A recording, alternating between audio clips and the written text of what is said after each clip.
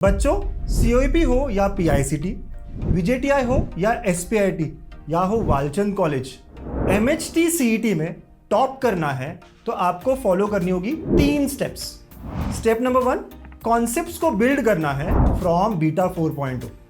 Step 2, PYQs practice करने हैं from right angle batch जहां आपको वीडियो सॉल्यूशंस मिलेंगे। एंड स्टेप 3, टेस्ट देनी है, एनालिसिस करना है from alpha 4.0।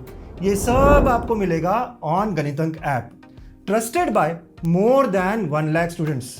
Join us on Ganitank app now. Reference अभी टाइम कम है तो रेफरेंस पे थोड़ा, अगर 12th के स्टार्टिंग से करो तो रेफरेंस ठीक है, लेकिन अभी आप PYQ फिर उससे भी हो जाएगा। PYQ इंपॉर्टेंट, राइट, तो इंपॉर्टेंट है PYQs को करना, और जैसे आपने कहा मिनिमम 2-3 बार तो करना ही चाहिए। Yes exactly. और वैसे भी क्लास में एक बार होता ही होता है, जैसे अगर कोई मेरे बीटा सेशंस या फिर सिग्मा सेशन देख रहा है तो हम लोग क्लास में बहुत सारे PYQs करते हैं। तो PYQs एक बार तो होता ही होता है, एक बार खुद से करने हैं और एक बार फिर आफ्टर बोर्ड्स। यस, 3 बार तो हो सकते हैं अभी भी करा स्टार्ट। और वो क्विज के भी होते हैं, क्विज में भी आते हैं, तो वो भी सॉल्व करके आप 4 बार कर रहे हो हर लेक्चर के बाद। Exactly, very nice point. चलो बहुत अच्छा। PYQs कहाँ से किए थे? मतलब क्योंकि सारे PYQs डिफिकल्ट भी नहीं होते, मतलब इजी भी नहीं होते, डिफिकल्ट होते हैं, सॉल्यूशंस मिलते नहीं मिलते, तो हाउ डू यू? तो PYQs के लिए मैं, आप मैथ्स के लिए तो मैं देख रहा था PYQs आप क्विज में डालते थे, वहीं पे आप प्रैक्टिस भी कर रहे थे सिग्मा बैच में, तो उससे हो जाता। मैथ्स के लिए कोई, मैं कह रहा हूँ मैथ्स के लिए कोई टेंशन नहीं था।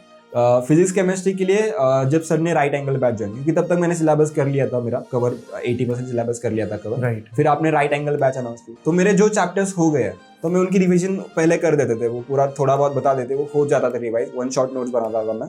तो फिर उसके बाद PYQs आपके राइट एंगल बैच से कर जाता, फिर वही उसी से PYQs किया, क्योंकि वहाँ पे बहुत स्ट्रक्चर वे से था कि ईजी से कैसे टफ तक जा रहा है वो टॉपिक, उसके बारे में पढ़ रहा था मैं।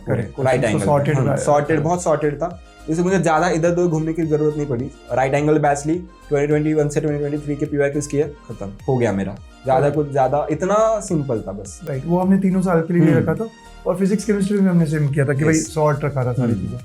चलो, नाइस टू नो कि आपको ये दोनों बैच ने बहुत हेल्प करी थी। अच्छा लगता है जब अपना बच्चा ही बताता है कि ये सब अच्छा था। Now coming to maths, maths का लेवल बढ़ गया है, ये पता चल गया होगा आपको। और आपने जेई की तैयारी भी बिल्कुल नहीं की थी, तो अब जेई के क्वेश्चंस आ रहे हैं और मैथ्स में, तो अब क्या करूँ? पजल थे, कैसे किया? एवरीडे वो थॉट आता था, अभी जेई का आ रहा है, मैं सिर्फ CET की स्टूडेंट हूँ, कैसे होगा? बट फिर वो PYQs से टाइप पता चल गया कि जेई में से कैसे टाइप्स आ रहे हैं, तो फिर वही क्वेश्चन सॉल्व किए PYQs के कर रहे। आखिरी के 45 डेज में बच्चे अभी भी कंफ्यूज रहते हैं, ये करूँ वो करूँ वो करूँ।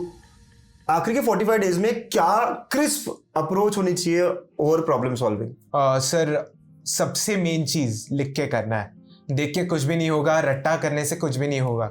हर एक क्वेश्चन लिखना है, there is no shortcut to it, जैसे मैंने पहले बोला था।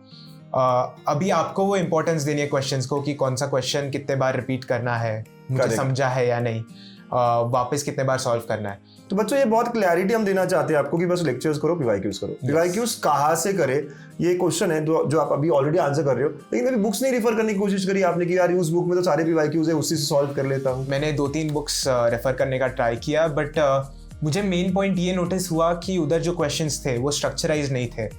फॉर एग्जाम्पल, आपने इंटीग्रेशन का लेसन लिया, इंटीग्रेशन में सब टाइप्स ऑलमोस्ट 13 है, 13 ways to solve different question, and वो सारे जम्बल्ड थे उधर। जो फॉर एग्जाम्पल आपके लेक्चर्स में वो टाइप पे वो 2-3 क्वेश्चंस किए एंड देन नेक्स्ट टाइप पे गए, तो मुझे वो बहुत नेसेसरी लगा कि मुझे स्ट्रक्चराइज चाहिए नोट्स, एंड जो आप सिखा रहे हो वो भी मुझे टॉपिक वाइज चाहिए था, नॉट कि जम्बल्ड। ओके, जो रेफरेंस बुक्स में यूजुअली जम्बल्ड रहता है। करेक्ट, और रेफरेंस बुक में डिफिकल्टी लेवल भी कोई क्वेश्चन की कोई पहला ही बहुत डिफिकल्ट आ जाता है। और हमने कोशिश करी थी वहाँ डिफिकल्टी लेवल वाइज अरेंज करने की, राइट? तो यस, एक तो टॉपिक वाइज होने चाहिए और उसके अलावा डिफिकल्टी लेवल वाइज होने चाहिए। कभी कभी ऐसा नहीं लगता कि बुक्स में सॉल्यूशंस भी बहुत बड़े बड़े लेंदी होते हैं? यस सर, बुक्स में जुगाड्स तो नहीं रहते, ऑलमोस्ट 1-2 ही जुगाड़ रहेंगे आपके, तो फिर जो आपके जुगाड्स है वो सबसे हेल्पफुल मेरे लिए। तो मतलब आप कहोगे कोई भी बुक से अच्छी राइट एंगल बैच से वीडियो सॉल्यूशंस के थ्रू पढ़ना? For sure sir, for sure.